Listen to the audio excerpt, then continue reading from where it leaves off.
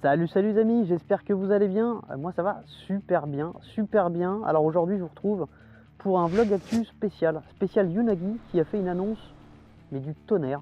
C'était hier soir, et ben je vous en parle juste après le générique. C'est parti.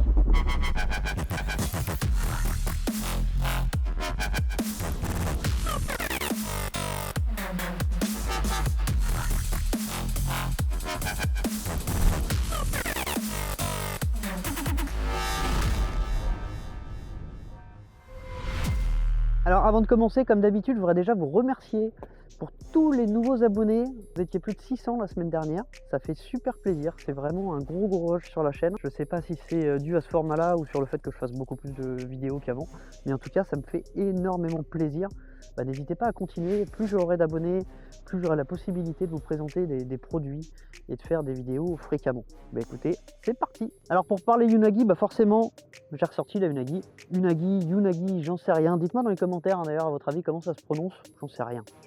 Alors je vous le dis tout de suite, je suis un véritable fan de la marque, donc il y aura forcément un petit parti pris. Mais ce qu'ils nous annonçaient hier était dingue. Alors je vous rappelle un peu ce que c'est qu'Unagi, c'est une société californienne qui a donc sorti ce modèle-là, la E500, il y a eu la E250 juste avant.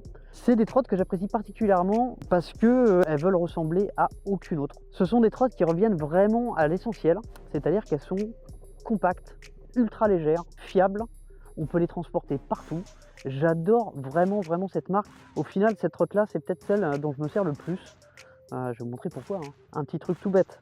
Regardez à quelle vitesse ça se plie. C'est plié. C'est plié, ça pèse rien. Vous allez n'importe où, vous pouvez la sortir, vous la posez. Mais bon, je suis pas là pour faire une pub pour la E500 qui est déjà excellente, je vous l'ai déjà dit et redit, c'est une trotte que j'adore. Il y a une quinzaine de jours, j'ai recontacté Unagi, avec qui j'étais déjà en contact pour celle-ci, pour savoir si dans le cadre de mon vlog actu, ils avaient une petite actualité forcément à partager. Et ils m'ont répondu, on va avoir du lourd, du très lourd, mais pour l'instant je peux rien dire, mais je reviens vers toi dans une quinzaine de jours, et tu risques d'être particulièrement étonné. Et franchement, vous n'êtes pas prêts, je ne m'attendais pas à ça. Alors on va parler aussi bien de trottinette qu'innovation, vous allez comprendre pourquoi. Alors ils ont lancé donc hier soir un financement participatif sur la plateforme Indiegogo pour leur prochain modèle. Alors déjà pourquoi ils l'ont fait alors que c'est une société existante qui a déjà un modèle qui fonctionne très bien. Il y a beaucoup de startups qui, bien qu'ayant des fonds largement suffisants pour mettre leur production en route, font du crowdfunding pour sonder le marché, voir s'il y a un intérêt sur ce type de trotte. C'est vraisemblablement ça, puisque le montant demandé est très loin du montant d'un lancement d'un nouveau produit. Il demandait 20 000 $, et ce matin, ils étaient déjà à plus de 500%. Là, je pense qu'au moment où je vous parle, on doit être à plus de 600%. Mais bon, on n'est pas là pour parler chiffres. Donc, ils ont présenté la Unagi 11. En vérité, ce sera deux modèles. Donc, c'est celle qui va venir compléter cette gamme-là. Donc on est toujours sur le même parti pris, c'est-à-dire des matériaux ultra légers, résistants, fibre de carbone, magnésium, un deck qui sera encore moulé d'une seule pièce, mais déjà la grosse première différence physique, c'est qu'elle est dotée de suspension. Ce sera des suspensions à ciseaux. On reste sur une batterie similaire, on sera toujours sur 9,7 Ah, mais surtout, donc la même avec des suspensions, mais on ne sera qu'à 14 kg. Donc ça, c'est vachement bien. Mais la grosse nouveauté, elle n'est pas là. Et quand je vous parle d'innovation, là ils sont allés très loin. Il y a énormément d'électronique sur cette future Unagi 11. Et le point le plus important, c'est un capteur de collision. Pourquoi un capteur de collision? Alors je vais ressortir ma fiche parce qu'il y a énormément d'infos. Vous avez vu, je le fais pas en roulant. Alors déjà, donc ce nouveau modèle, il a été dessiné par un vrai designer qui est Yves Béat, qui est un Suisse. Donc on sera sur une trotte de 14 kg, 1000 watts en crête, IP54, mais avec des suspensions en ciseaux. Donc une fiche technique assez semblable à celle-ci, avec des suspensions en plus. Mais alors la partie électronique.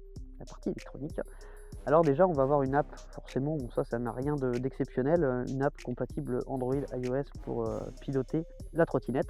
Mais alors premier point, elle embarque déjà sa propre puce GPS. Elle va pas utiliser celle du smartphone, elle va avoir sa propre puce GPS et du coup, elle sera aussi dotée de Wi-Fi, LTE, BLE, 2G, Bluetooth. Alors Bluetooth pourquoi? Ça c'est tout bête, c'est un truc qu'on retrouve sur quelques trottinettes bon marché. Là c'est pas le but, c'est un haut-parleur de 15 watts. Mais le haut-parleur sur celle-ci, au-delà de diffuser de la musique, il va servir à autre chose. Je vous disais qu'elle a une puce GPS embarquée, et bah déjà le premier truc c'est que la navigation qu'on programmera via l'application sera visible sur le display. Le display vous indiquera un peu façon Smart Halo où est-ce qu'il faut tourner. Ça c'est déjà une belle innovation je trouve sur une trottinette. Alors après le Smart Halo, pourquoi le Smart Halo? Le Smart Halo, ça fonctionnait pas terrible.